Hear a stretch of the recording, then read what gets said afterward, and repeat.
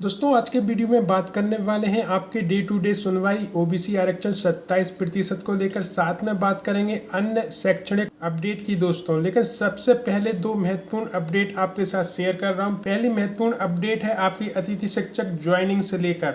साथ में दोस्तों ये भी जानेंगे कि सेकंड काउंसलिंग कब से शुरू होगी। यहाँ पर यदि आप देखेंगे दोस्तों तो आपको जो रिक्वेस्ट भेजनी है वो 30/7/2026 से 1/8/2026 तक भेजनी है। यानी आज जो है लास्ट डेट है यहाँ पर रिक्वेस्ट भेजने की दोस्तों। यदि रिक्वेस्ट एक्सेप्ट नहीं हो रही तो संबंधित विद्यालय में दोस्तों आप जाएं और शाला प्रभारी से मिलें दोस्तों, क्योंकि ये एक्सेप्ट होना बहुत ज़रूरी है, तभी आप ज्वाइन कर पाएंगे। तीसरा पॉइंट आपके लिए खास है कि आवेदक द्वारा समय सीमा पर उपस्थिति रिक्वेस्ट नहीं करने पर विद्यालय आवंटन स्वतः ही निरस्त हो जाएगा। यदि ये कार्रवाई आपने नहीं की है दोस्तों तो आपको जो भी स्कूल मिला है वो निरस्त हो जाएगा दोस्तों, ये आपको ध्यान रखना है। इसके साथ साथ सेकंड काउंसलिंग कब से शुरू हो सकती है दोस्तों, तो जैसे आप देख रहे हैं कि 1/8/2026 लास्ट डेट है आपकी ज्वाइनिंग को लेकर दोस्तों। यहाँ पर आप यदि ज्वाइन नहीं करते हैं तो ये निरस्त माना जाएगा। अब हो सकता है कि इसकी डेट थोड़ी आगे बढ़ा दी जाए, ये सिर्फ संभावना है। यदि डेट आगे बढ़ती है तो सेकंड काउंसलिंग जो है 4 या 5 अगस्त से होगी दोस्तों, और यदि डेट्स आगे नहीं बढ़ती है तो आप यकीन माने कि 3 या 4 तारीख को इसके संबंध में आदेश जारी हो सकता है दोस्तों। तो यहाँ पर आपको ध्यान रखना है, पोर्टल पर देखते रहना है दोस्तों, क्योंकि फिर से कुछ नए स्कूल जुड़े तो चॉइस फिलिंग आपको करनी होगी दोस्तों। इस संबंध में कोई भी आदेश आएगा, कोई भी अपडेट आएगा, मैं आपके पास जरूर लेकर आऊँगा। दोस्तों दूसरा भी जो महत्वपूर्ण आदेश है वो NIOS वर्ग 3 में होल्ड अभ्यर्थियों के लिए है। यहाँ पर आप देखेंगे तो दिनांक 24, 25 और 26 जुलाई 2026 को ऐसे अभ्यर्थी जिन्होंने NIOS से वर्ष 2017 से 2019 के मध्य DLED किया था, सेवारत होने के संबंध में शपथ पत्र एवं जानकारी चाहिए थी। समिति द्वारा परीक्षण के दौरान संलग्न सूची अनुसार अभ्यर्थी द्वारा प्रस्तुत दस्तावेजों में भिन्नता होने से उन्हें होल्ड किया गया है। संबंधित अभ्यर्थी को सही दस्तावेज प्रस्तुत करने का अंतिम अवसर प्रदान किया जा रहा है। संबंधित अभ्यर्थी मूल दस्तावेज एवं उसकी स्वयं हस्ताक्षरित प्रति के साथ दिनांक 3/8/2026 को संदीपनी भवन विज्ञान भवन माध्यमिक शिक्षा मंडल परिसर शिवाजी नगर भोपाल में उपस्थित हों दोस्तों। तो ये महत्वपूर्ण है दोस्तों, 3 तारीख आपके लिए यदि आप होल्ड हैं दोस्तों तो वहां पर आपको मूल दस्तावेज के साथ उपस्थित होना अनिवार्य है दोस्तों। NIOS से संबंधित कोई भी आदेश आएगा, कोई भी अपडेट आएगा, मैं आपके पास जरूर लेकर आऊंगा दोस्तों। अब दोस्तों यहाँ पर आप देखेंगे तो हाईकोर्ट ने पूछा वर्ष 2019 में किस डेटा के आधार पर बढ़ाया आरक्षण का दायरा। पूरी अपडेट देखें दोस्तों तो हाईकोर्ट ने 27% OBC आरक्षण मामले में सरकार की दलीलों पर तीखे सवाल किए हैं। जज श्री आनंद पाठक व श्री विनय सराफ की खंडपीठ ने पूछा है कि 2019 में आरक्षण संशोधन करते समय किन आंकड़ों पर भरोसा किया गया। सरकार से 2019 के संशोधन के आंकड़े और मूल्यांकन का ब्यौरा मांगा है। सरकार ने महाजन आयोग 1982 और 2011 की जनगणना का हवाला दिया है। इसमें 2011 में OBC आबादी 53.29% बताई है। सरकार ने तर्क दिया है कि आयोग के समय प्रतिनिधित्व 8.71 था, जिससे 27% किया गया। कोर्ट ने 1982 की रिपोर्ट के 19 में संशोधन करने और 1982 से 2019 के बदलावों का आकलन न करने पर सवाल किए हैं दोस्तों। तो कुल मिलाकर डे टू डे सुनवाई चल रही है दोस्तों। आपको स्वयं मालूम है कि 13% पद जो है होल्ड किए गए हैं, और खासकर शिक्षक भर्ती में भी पद होल्ड हैं 2019 से लेकर 2026 की भर्ती तक दोस्तों। जैसे ही हाई कोर्ट से दिशा निर्देश जारी होते हैं यहाँ पर जो है आपके वेटिंग क्लियर होगी दोस्तों।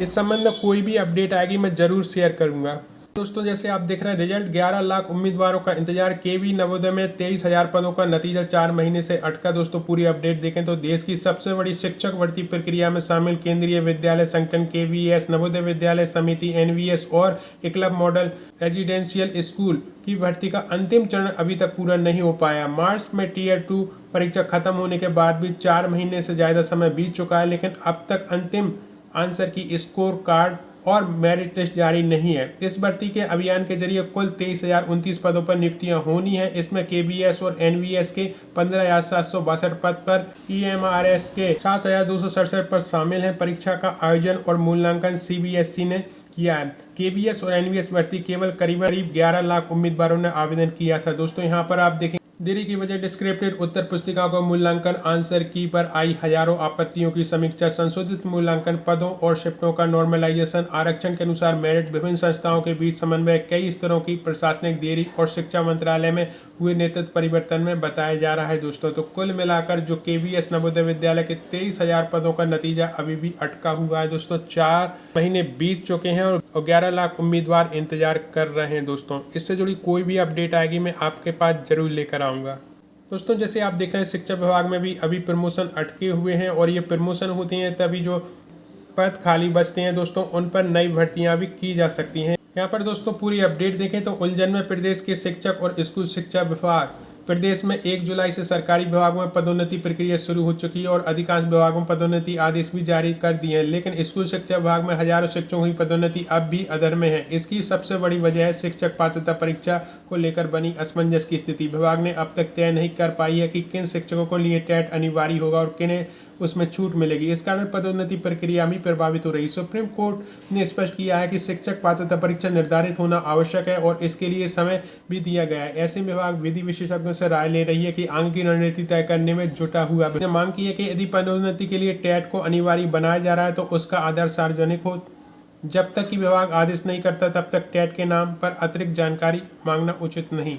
यहाँ पर आप देखेंगे तो लोक शिक्षण संचालय भोपाल संभाग के संयुक्त संचालक द्वारा जारी एक पत्र के बाद शिक्षकों में नई चिंता पैदा हो गई है। पत्र में सभी जिला शिक्षा अधिकारी को टेट उत्तीर्ण सहायक और प्राथमिक शिक्षकों की विस्तृत ब्यौरा, विषयवार एवं संवर्ग के रिक्त पदों तथा अनुसूचित जाति जनजाति वर्ग के रिक्त पदों की प्रमाणीकरण जानकारी मांगी गई है दोस्तों। यहाँ पर आप देखेंगे तो आयुक्त DPI उनका भी वक्तव्य आया है कि कई जिलों और संभागों में प्रक्रिया को पूरी स्पष्ट नहीं होने तथा कुछ कानूनी पहलुओं के कारण निर्णय में समय लग रहा है। विभागीय सभी पहलुओं को गंभीरता से काम कर रहा है। पदोन्नति प्रक्रिया जल्द पूरी की जाएगी दोस्तों। तो कुल मिलाकर जो पदोन्नति होती है दोस्तों उसके बाद जो रिक्त पद बचते हैं उन पर खुली भर्ती की जा सकती है दोस्तों। बहुत वर्षों से जो है आपके प्रमोशन नहीं हुए हैं दोस्तों, तो ये पद जो है लॉक हो गए थे एक तरह से, लेकिन अब जो है रास्ता साफ हो रहा है पदोन्नति का, जिससे कि जो भी पद खाली रहेंगे उन पर खुली भर्ती हो सकती है दोस्तों। लेकिन इसमें भी एक विसंगतियां सामने उभर के आ रही हैं। टेट को लेकर काफ़ी कन्फ्यूजन है दोस्तों और खासकर 2005 से 2009 के बीच में जिनकी नियुक्ति हुई है, जिन्होंने एग्जाम क्लियर करके ज्वाइनिंग पाई है, क्या उन्हें भी ये एग्जाम देना पड़ेगा? ये विभाग इसी स्थिति को लेकर असमंजस की स्थिति में है दोस्तों। 2005 से पहले जितनी भी भर्तियाँ होती थी उसमें टेट नहीं